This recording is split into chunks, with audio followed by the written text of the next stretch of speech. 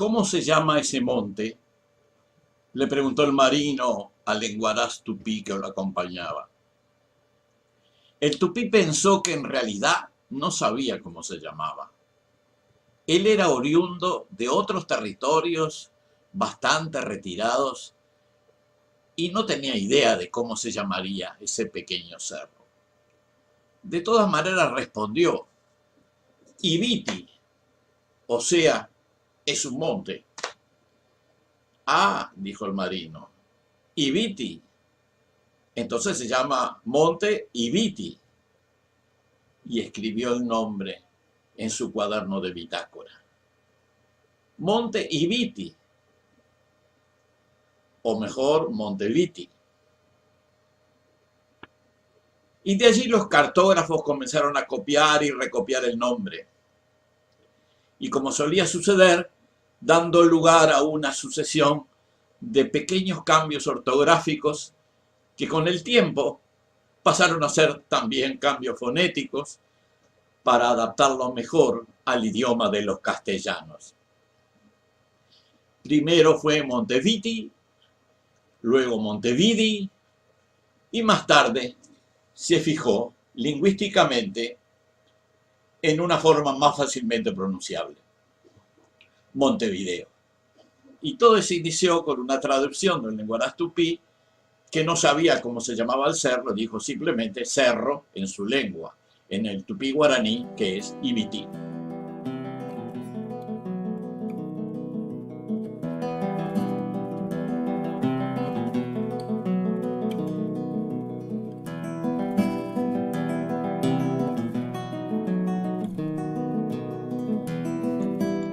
Como decía, ese era el nombre del pequeño cerro de 140 metros, que a pesar de su limitada altitud, sobresalía claramente en un paisaje de suaves lomas que no excedían los 30 o 40 metros. Casualmente ese cerro estaba al lado de una bahía relativamente profunda. Allí se detenían los buques que arribaban al sur de América, y esa bahía fue denominada con el mismo nombre del cerro, la Bahía de Montevideo. Cuando los españoles decidieron fundar una población a orillas de esa bahía tan conveniente, no lo hicieron en la falda de ese cerro característico, sino en una península en la orilla opuesta que se adaptaba mejor para anclar las embarcaciones y tenía más facilidades de futuro amurallamiento para ser protegida de los enemigos, que en esa época eran varios: Portugal, Francia e Inglaterra. Esa población, que como decíamos se estableció en la orilla opuesta al mencionado cerro, también recibió el nombre de Montevideo. Se le agregó su respectiva denominación onomástica. Al estilo español de la época, la adjudicaron a dos santos católicos, San Felipe y Santiago, y así oficialmente la población pasó a llamarse San Felipe y Santiago de Montevideo. Con el paso de los años, los santos se fueron extinguiendo de la toponimia, que quedó circunscripta a Montevideo a secas.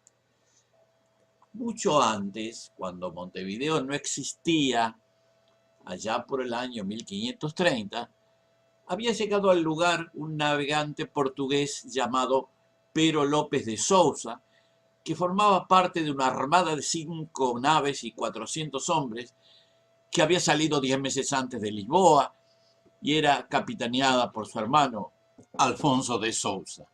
Como a otros visitantes anteriores, le llamó la atención el pequeño cerro aislado en el paisaje, y ya que estaba para afirmar la soberanía portuguesa, que nunca se concretó al final, le puso nombre: Monte de San Pedro.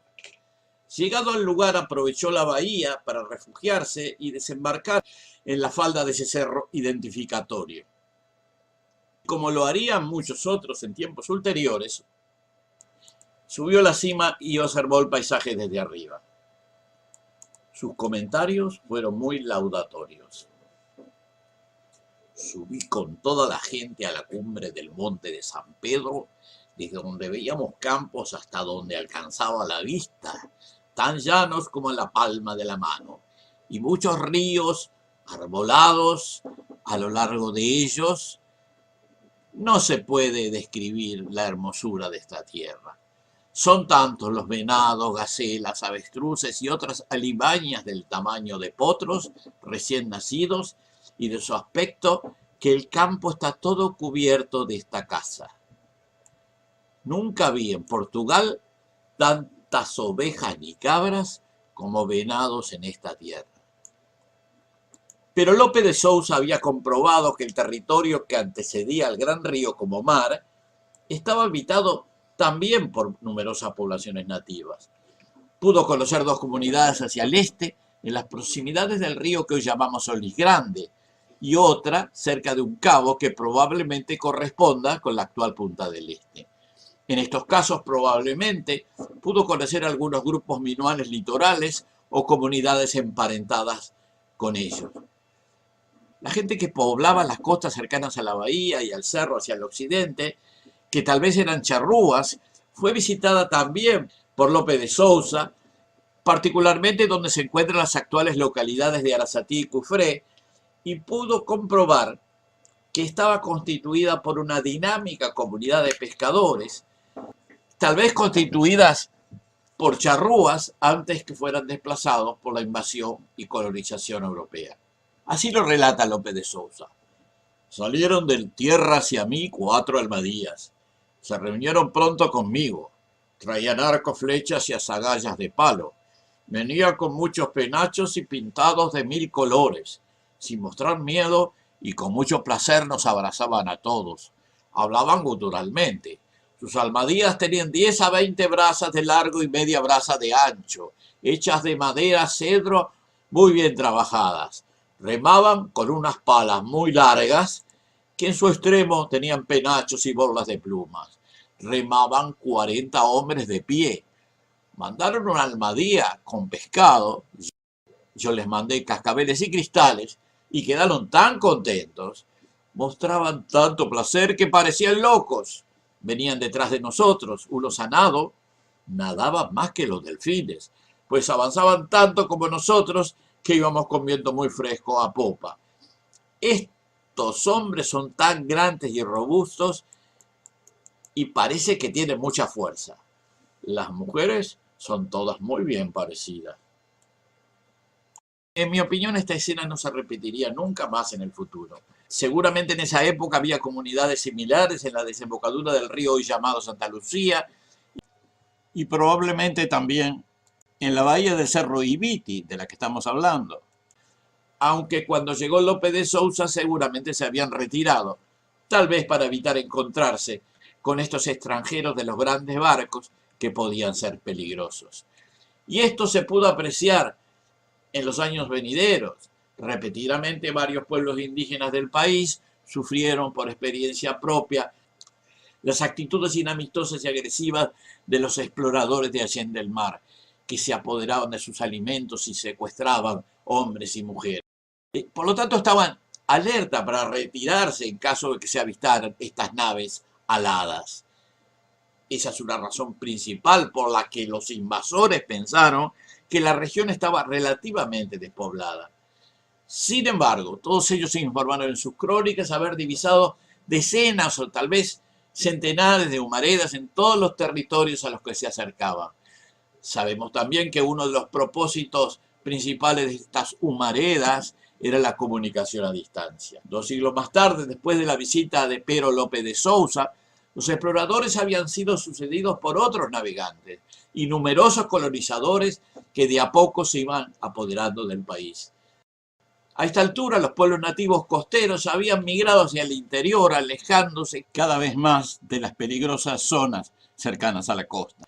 Precisamente de ese momento, antes que se creara la primera colonia española de Montevideo, recogemos el testimonio de Louis Feuillet, que es muy ilustrativo acerca de la geografía de esa zona antes de la ocupación efectiva del lugar. Louis Feuillet era un sacerdote francés, geógrafo, astrónomo y botánico, que se había transformado en un viajero consuetudinario y había recorrido ampliamente las Américas.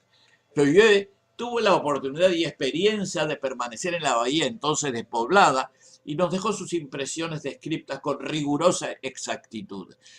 Llegó en el velero francés San Juan Bautista, recalando la bahía de Montevideo, pues ya se la conocía con ese nombre. Luego siguió a Buenos Aires y más tarde retornó a la misma bahía donde había de permanecer 40 días. Acaba el sustancioso relato del 20 de octubre de 1708. Se descendió a tierra en la mañana para ir a buscar un lugar cómodo y levantar galletas, temiendo que faltaran en nuestras provisiones. Si hubiésemos de encontrar, desgraciadamente, vientos contrarios que nos hubiesen detenido mucho tiempo en nuestra travesía. Se encontró en la ensenada de Montevideo, en la orilla del río, un lugar llano, teniendo a un lado una barranquita en la cual nacía una fuente de agua clara. Esto sería la orilla del cerro, donde ahora está la calle Egipto, pienso. Buscando pues este lugar propio a la intención que teníamos, allí nos detuvimos y comenzamos el mismo día a levantar las carpas. La barca volvió al atardecer. Los marinos nos contaron todo lo que había pasado en su pequeño viaje. Nos hicieron saber que habían abordado por la mañana en una pequeña isla. Bueno, en esta isla que parece ser se trataba de la isla llamada hoy Libertad, en medio de la bahía. Habían encontrado una gran cantidad de nidos de aves escondidos en las hierbas altas hasta la cintura, que era imposible avanzar un paso sin pisar alguno. Que ellos habían llenado la barca hasta la mitad con aves de todas las edades, unas acabando de nacer, otras de más edad, estaban aún en sus nidos, otras los habían abandonado. Corrían para esconderse entre las hierbas y las que podían volar se elevaban en los aires muy asustadas, acompañadas de sus padres y de sus madres, cubriendo el cielo con su multitud y dando grandes gritos que retumbaban en la campaña. En el día siguiente, que era el 21 de octubre, la barca partió al amanecer para llevar las provisiones necesarias a los que habían quedado en tierra. Yo me embarqué con mis instrumentos y encontré a mi llegada las carpas levantadas en el fondo de la ensenada de la que he hablado, de donde venían dos ríos procedentes de las vastas llanuras del Brasil. Bueno, estos ríos eran los arroyos Miguelete y Pantanoso, y obviamente no provenían de las llanuras de Brasil. Era una exageración. Sí que fallé. Estos ríos eran abundantes en peces de una infinita variedad de especies. En uno de estos ríos, a donde íbamos bastante a menudo a lanzar nuestras redes, encontré peces singulares. Tuve el cuidado de dibujarlos en la historia de los animales. No encontré en estos peces el mismo gusto que tenían los del Río de la Plata. Su carne es insípida, fofa y de un blanco pálido, que atribuí a su alimentación, pues este río es muy barroso. Está hablando del arroyo pantanoso, que dicho sea de paso, no era demasiado elogioso el comentario, ¿no? No produce en su lecho ninguna planta, y estos animales se ven obligados a comer lo que encuentran en este fango. Y luego continúa. Dormí la noche precedente en una de nuestras carpas. Después de haber celebrado la Santa Misa, verifiqué mi cuadrante que encontré en el mismo estado que lo había embarcado en Buenos Aires para determinar la latitud. Y comprobó que, por consiguiente, la altura del Polo Sur en Montevideo se encuentra a 34 grados 51 minutos y 29 segundos. Y así quedaba fijada la ubicación geodésica de Montevideo en aquella lejana época. 20 años más tarde, el gobierno español decidiría fundar una población en la península de la Bahía, la futura San Felipe y Santiago de Montevideo. Los colonos fundadores tendrían que batallar con los legítimos propietarios de estas tierras, que era la nación Minuán, a la que derrotarían permitiendo la apertura del país al dominio del Imperio Español, que luego habría de ser sucedido por el Imperio de Portugal y de Brasil. Y más tarde por la República Oriental hasta nuestros días. En otro video procuraremos continuar con mis anécdotas e historias de la biografía de este lugar, bahía, cerro y ciudad de Montevideo, hasta nuestros días.